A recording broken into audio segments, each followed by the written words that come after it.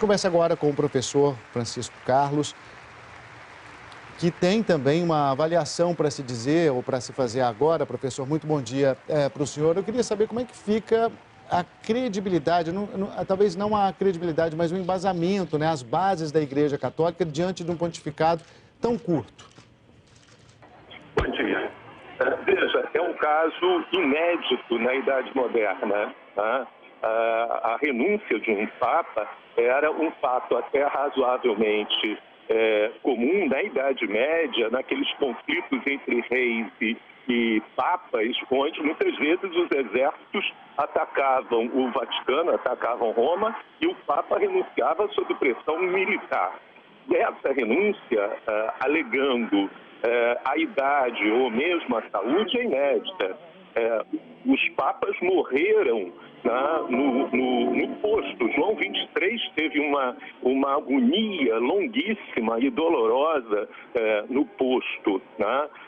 João Paulo II estava muito velho, muito doente no final do seu mandato.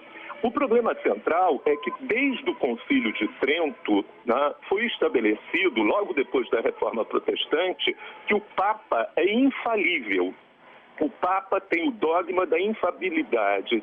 Ora, um Papa que diz que não consegue mais e que vai renunciar, cria uma situação difícil para um dos principais dogmas da Igreja Católica, a infalibilidade papal.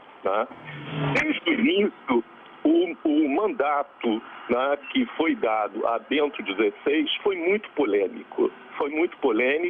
Ele veio da Sagrada Congregação da Fé, a antiga Inquisição, tinha tido uma postura muito dura contra a ala progressista da Igreja, desde a época em que ele era uma eminência parda do Vaticano, protestou e conseguiu calar as vozes mais progressistas da Igreja, inclusive, por exemplo, Hans Kühns na Alemanha e Leonardo Boff no Brasil, e criou uma ideia de que a Igreja tinha que recuperar a sua pureza dogmática original, mesmo que isso custasse a diminuição dos adeptos praticantes dentro da Igreja.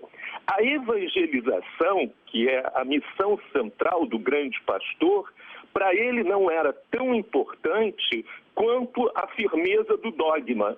O dogma, entre eles, a proibição de ordenação de mulheres, uma coisa que a sociedade contemporânea pressiona muito, a questão da união gay, a questão do uso dos anticoncepcionais perante a questão da SIDA, da AIDS. Ele chegou a fazer um discurso que foi considerado muito polêmico na África contra o controle de natalidade, onde a AIDS é quase que uma peste mortal nesse sentido. Então, todo o pontificado dele foi envolvido em polêmicas profundas, dado esse conservadorismo. Nós podemos dizer, eu acabei de ouvir a Gina lá de Roma, que de fato a Igreja é uma instituição conservadora. Mas dentro dessa instituição conservadora existem alas progressistas. João 23 e Paulo VI foram papas muito progressistas que reformaram profundamente a Igreja e aproximaram a Igreja das pessoas. E João Paulo II, como a Gina falou, era um papa mediático, era um papa espetáculo. O Bento XVI, ele nem era um reformista procurando maiores adesões para a Igreja, nem era um papa mediático como João Paulo. Ele era, de fato, um teórico dogmático em busca da defesa dos dogmas mais conservadores da Igreja. Então, professor, na verdade a Bíblia não requer que o Papa seja vitalício. Como o senhor disse, é muito mais por uma tradição da Igreja. E para muitos católicos, a figura do Papa é a representação de de Jesus Cristo, né? Então, quando você fala, quando a gente ouve uma renúncia, também não pode levar a uma certa sensação de deserção e até mesmo de pouca fé ou de sustentabilidade da fé para exercer o mandato? Isso pode ser questionado pelos católicos?